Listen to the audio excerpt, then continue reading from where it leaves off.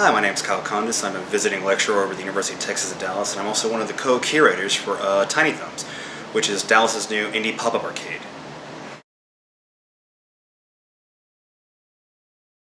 I've always been interested in the whole aspect of games as art. There's always been an argument, are video games art? And it's not asking the art inside of the video game, but the game itself.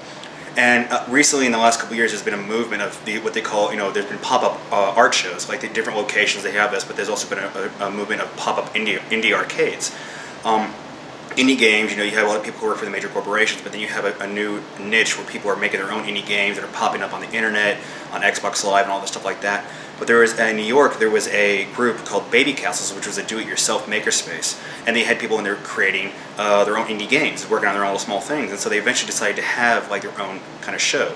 And eventually went bigger and bigger, and they started having like these pop-up shows and music venues for 2 weeks at a time. You can go in, it feels like the old style, like old arcades. And eventually, after a couple Kickstarters, they now have their own space where they do their own art shows, which are these pop-up arcades, showcasing talent from around the world.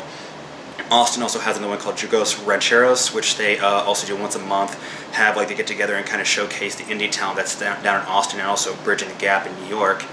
And I wanted Dallas because Dallas has an indie scene, especially with the student range, but nobody's doing anything to really corral it together, really showcase. And so I want to give Dallas a chance to show the artists that are working here, the students to showcase some of the stuff they've been doing, and eventually hopefully bridge the gap, and also bring people from Austin, from New York, maybe from San Francisco, in the different scenes, and kind of showcase to really show video games as art.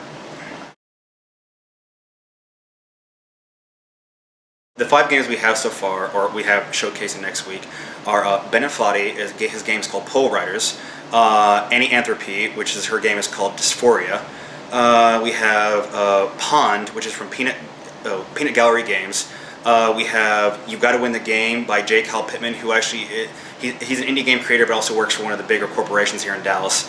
And then we have a interactive game called Constellations, which is done by 5 of my students from my past semester's games and gallery class. We have Spencer, Skylar, Janen, Travis, and Steven. And this is really their second time showcasing. The first time they showcased it was more like a demo, kind of just like a practice platform. Now we've actually got more of an actual thing what's going to be, and I'm really excited to see how people are going to respond to it.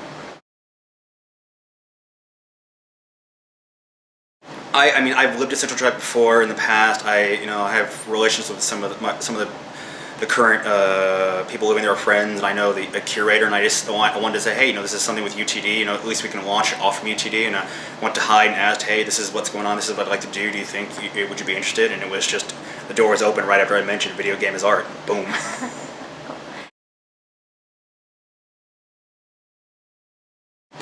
I'm expecting for a crowd. It's the first show. Our group's called Tiny Thumbs, and the first show is called Breaking Out. So it's our Breaking Out show. So it's it was something we've been putting together for the last couple of weeks, and I'm hoping we have a good turnout. But I'm not expecting. I'm hoping as we go along, it's going to grow, and eventually it'll become bigger and bigger.